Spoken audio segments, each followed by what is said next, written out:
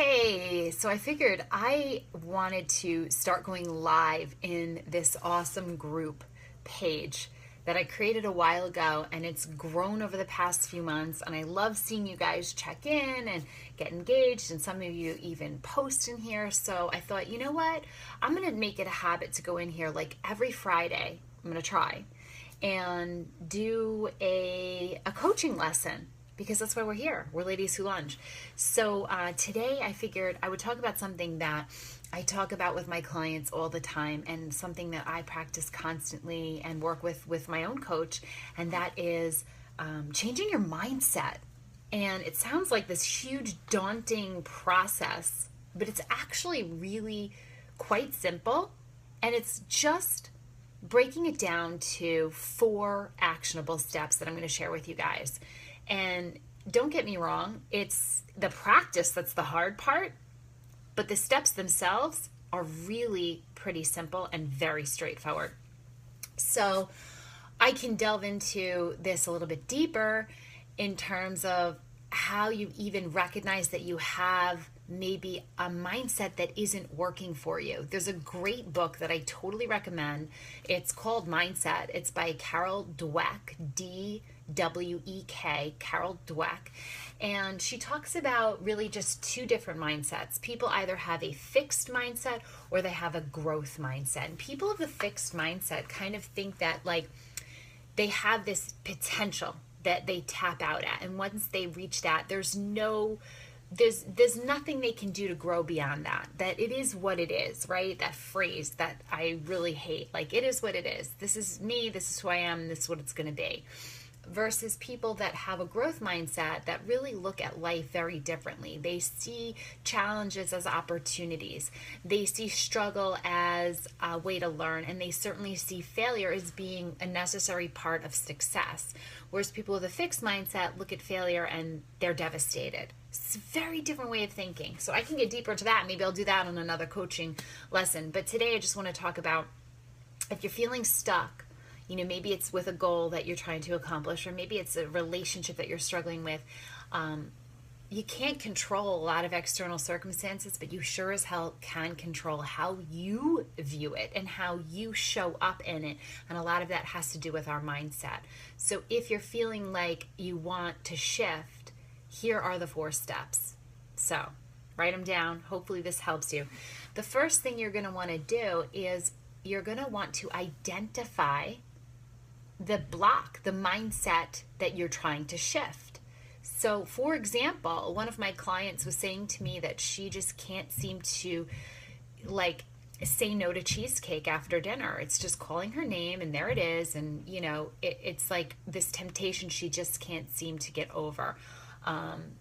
Or just anything sweet, but specifically she said cheesecake. So I said, okay, let's take that, right? So she's identified that she has this pattern, this habit that's been there for so long that she's trying to, shift her mindset around. Like, to her, cheesecake is luxury. I can't remember the other words she said, but basically it's just what makes her feel good. So that's her mindset. Her mindset is, if I eat cheesecake, I feel good. So she's identified that. She wants to change that. So the next step in changing your mindset, after identifying what it is to see it as a glitch. Okay, our brain is just a series of neural pathways, right? Sending signals to different parts of our body to take action. And our thoughts become beliefs, and our beliefs are what shape our actions. So we have to start with thinking a different thought. But in order to think a different thought, first we have to identify it, and then we have to actually own that thought and say, that's a glitch. That's just a brain glitch. That's some habit. So for her, it was like, well, at some point in your life, you decided that cheesecake equals luxury. That's a glitch. Like, that's a lie that you've been telling yourself, and you want to change that, tell yourself a new truth. So identifying what it is, seeing it for the glitch that it is. And now here's the fun part. Step 3 is changing the focus. So for her, it was very acute, right? She didn't want to view cheesecake as luxury anymore. So what could she do in that moment when she started to have that trigger?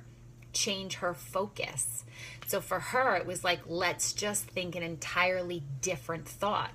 And for her, it was, hey, I'm going to think about what I'm wearing this weekend, because that somehow made her feel luxurious in a different way, and it got her shifted off of that cheesecake. I know other people can be more extreme. Like maybe it was going to be, well, why not think that cheesecake is filled with rat poison? Right? And in some therapy circles, that aggressive approach is really helpful to help people dissociate from the thing that they loved. So it's really whatever thought you want to think to change your focus, either in that moment or on a regular basis. So identifying it, seeing it for the glitch that it is, changing your focus in that moment or long term so that you start to rewire your brain. And then step 4 is putting it all together. And what do I mean by that? This is the hard part. This is the critical part. This is the step we always. You have to put it all together and practice. Practice. So every single time you're faced with that cheesecake, you have to go through this process.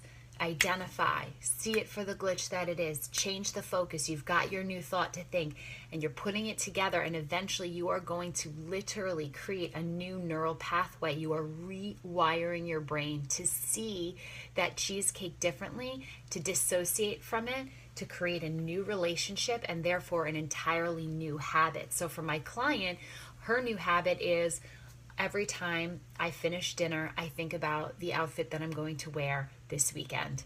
And that becomes what she associates eating dinner with, a new outfit, a fabulous outfit that she's going to put together, something that's going to make her feel good.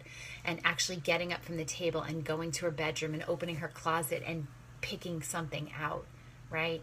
That's her new habit, her new neural pathway. And guess what?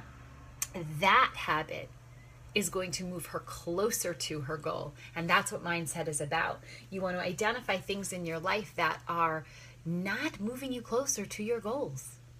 See them for the glitches that they are, change the focus, put it all together. Boom, boom, boom. Hope this was helpful.